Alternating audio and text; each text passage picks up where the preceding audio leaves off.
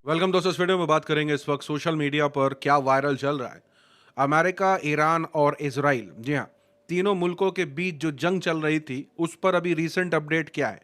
उसी के साथ साथ दिलजीत दोसांझ का बहिष्कार, सरदारजी मूवी 3 आई है, उसको लेकर के बवाल मचा हुआ है क्योंकि उसके अंदर पाकिस्तानी एक्ट्रेस है। इसको लेकर के काफ़ी कुछ चल रहा है। उसी के साथ साथ छोटे बड़े अपडेट्स हैं जहां अनभक्तों के खेमे में किसका सपोर्ट किया जा रहा है, किसके खिलाफ नहीं बोलने की हिम्मत हो रही है, मीडिया के अंदर क्या चल रहा है, छोटे बड़े अपडेट्स होने वाले इस वीडियो में। तो आगे बढ़ने से पहले आप सभी से गुजारिश कि चैनल को सब्सक्राइब और रीच के लिए लाइक, शेयर, कमेंट करना ना भूलें। तो ये जो तस्वीर आप अपनी स्क्रीन पर देख रहे हैं ये इसराइल की है।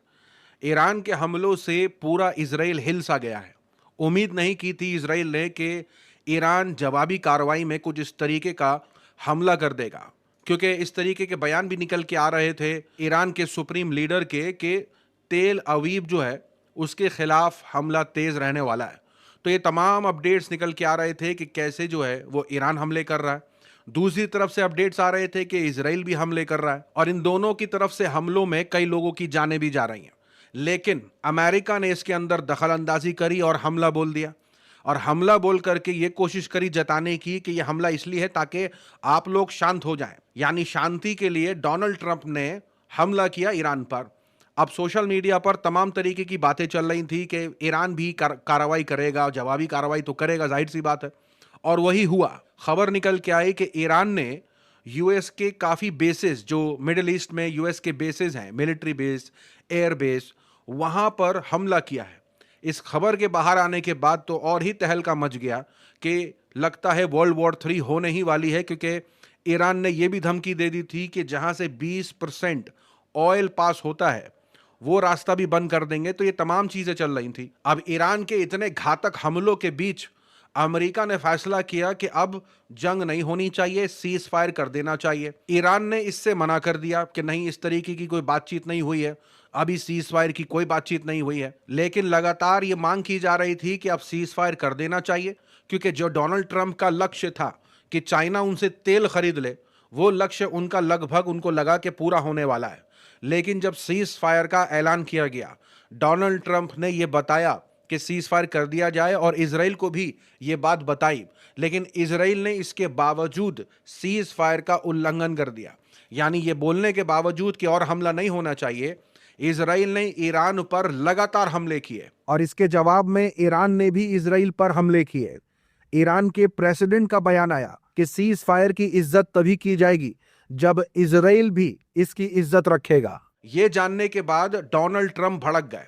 डोनाल्ड ट्रंप इस हद तक भड़क गए कि उन्होंने अपनी नाराजगी जाहिर करते हुए यह कहा कि मुझे तो पता ही नहीं ये लोग क्या करना चाह रहे हैं। गाली गलौज तक डोनाल्ड ट्रंप करने लगे कि उनको समझ नहीं आ रहा कि वो बहुत नाखुश हैं इसराइल से कि बोलने के बावजूद इसराइल कहना नहीं मान रहा।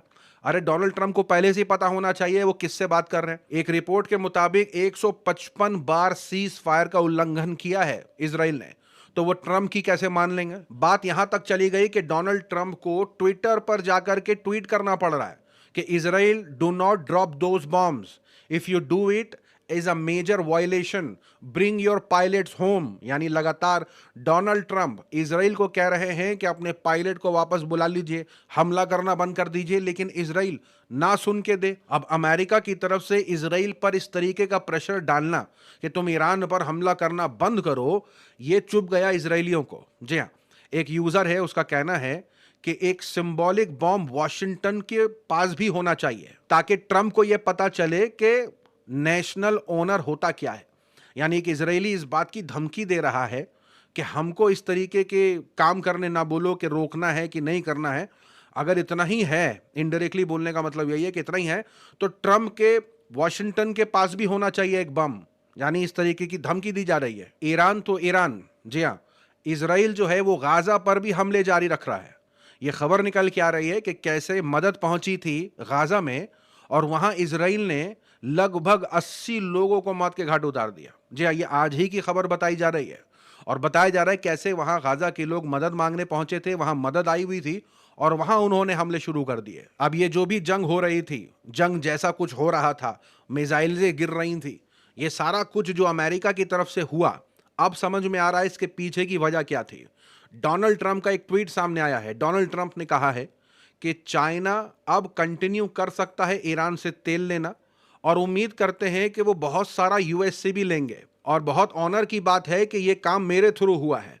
यानी पिछले कुछ महीनों से ये रिपोर्टें आ रही थी कि कैसे चाइना ने यूएस से तेल लेना कम कर दिया है। जी हाँ, ये रिपोर्टें कुछ निकल के आ रही थी कि काफी डिक्लाइन हुआ है US oil exports to China.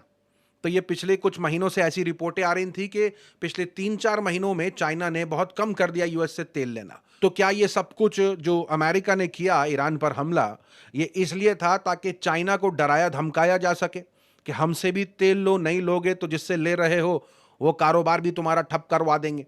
ये क्या था, ये अब इनके इस ट्वीट से समझ में आ रहा है, इस तरीके के बयान से समझ में आ रहा है सब कुछ क्यों हुआ था। लेकिन दूसरी तरफ सोशल मीडिया पर अनभक्तों की टोली ईरान छोड़ करके कतर का सपोर्ट कर रहे थे, क्योंकि जब ये खबर आई कि कैसे यूएस मिलिट्री बेस पर हमला किया है ईरान ने, तो कैसे जो है वो सपोर्ट में आ गए थे कतर के, लिख रहे थे स्टैंड विद कतर। लेकिन अनभक्तों से अपने नए पापा, जो अब पता नहीं किस लेवल पर हैं उनकी नज़र में अब, क्योंकि इतना बोलने के बावजूद इजराइल सुनने को नाम नहीं ले रहा उनका, उनकी इज्जत कहाँ रुकी है वो पता नहीं, लेकिन उसके खिलाफ बोलने को तैयार नहीं है अनभक्त। कैसे यूएस के अंदर ये एडवाइजरी जारी करी गई थी ट्रैवलिंग को लेकर के कि जो अमेरिकन महिला इंडिया जा रही हैं सतर्क होकर के जाएं। जी हाँ, क्योंकि वहाँ पर जो रेप के केसेस हैं काफ़ी बढ़ रहे हैं। जी हाँ, इस पर वो बोल नहीं रहे अनभक्त। इतनी बड़ी एडवाइजरी जारी कर दी भारत को लेकर के, लेकिन अनभक्तों के मुंह से डोनाल्ड ट्रंप के खिलाफ, यूएस के खिलाफ एक लफ्ज नहीं निकल रहा। इससे जो टूरिज्म है इस पर क्या फर्क पड़ेगा कि यूएस इतना बड़ा बयान दे रहा है कि अपने ही मुल्क की औरतों को बोल रहा है कि ध्यान रखो वहां ऐसा ऐसा मामला है, मना तक कर दे रहा है कि वहां सोच समझ के जाएं। और इसके पीछे वजह एक और भी है, क्योंकि ऐसे मामला होते भी हैं। प्रीवियस रिपोर्ट में भी बताया था और अभी हाल फिलहाल एक और खबर निकल के आ रही है कि उदयपुर में कैसे एक फ्रेंच टूरिस्ट के साथ यही काम हो गया। मामला तो दर्ज हो गया लेकिन जो आरोपी है वो फरार है। लेकिन सोच के देखिए कैसे एक फ्रेंच टूरिस्ट आई हुई थी और एक कैफे के अंदर पार्टी हो रही थी, और उस पार्टी के अंदर सिद्धार्थ नाम का एक लड़का उसको बुलाता है, लेके जाता है, उसके साथ जबरदस्ती करता है, और ये तमाम चीजें होती हैं। और अब सिद्धार्थ फरार है। कोई एक मीडिया जो है वो एक्स पर ये मेंशन करने को तैयार नहीं है कि आरोपी का नाम क्या है। लगातार इस तरीके का भी प्रोपेगेंडा है कि मीडिया ने नाम छुपाने की जो मान लो कसम खा ली है कि इस तरीके के नाम को छुपाया जाएगा, दूसरे समुदाय के लोगों के नाम को दिखाया जाएगा। तो ये सारा नैरेटिव मीडिया के अंदर चल रहा है। इस तरीके का जबरदस्त आरोप है और देखने को भी यही मिल रहा है। लोगों को जाकर के बताना पड़ रहा है, लोगों पढ़ रहा है, लोगों को जाकर के बोलना पड़ रहा है कि आरोपी का नाम तो लिखो, उनको बोलना पड़ रहा है, क्योंकि नैरेटिव ऐसा है सोशल मीडिया पर कि अगर नाम मेंशन नहीं किया जाएगा तो जानबूझ करके ये किसी कम्युनिटी से अनभक्तों की टोली जोड़ने लगेगी। लेकिन इस मामले में अनभक्त कुछ बोलने को तैयार नहीं है। साथ ही साथ आपको बता दें कि दिलजीत दोसांझ जो है वो उनका बहिष्कार चल रहा है, उनके पासपोर्ट को रद्द कर दिया जाए, और तमाम चीजें चल रही हैं क्योंकि उनकी एक नई मूवी सरदार जी 3, जी हाँ, जो कि 25 या 27 जून को रिलीज होने वाली थी, अब उसको भारत में रिलीज नहीं होने दिया जाएगा। उसके पीछे की वजह दिलजीत दोसांझ नहीं है, उसके पीछे की वजह पाकिस्तानी एक्ट्रेस हानिया आमिर है कि कैसे पाकिस्तान के साथ भारत के जो अभी हाल फिलहाल मामलात हुए हैं, पहलगाम वाला जो हमला हुआ, कैसे हमने बाइकआउट किया पाकिस्तान का, तो कैसे पाकिस्तानियों के साथ तुम मूवीज बना रहे। इसका जवाब दिया है दिलजीत दोसांझ ने। लेकिन सोशल मीडिया पर किस तरीके से दिलजीत दोसांझ को भी पाकिस्तानी बुला रहे अनभक्त, यहां तक कि फिल्म बॉडी की मांग है प्रधानमंत्री मोदी से कि दिलजीत दोसांझ का पासपोर्ट कैंसिल करवा देना चाहिए। अब इसको लेकर के दिलजीत दोसांझ का बयान आया। दिलजीत दोसांझ का कहना है कि जब यह फिल्म बनी थी तब सिचुएशन सब ठीक था।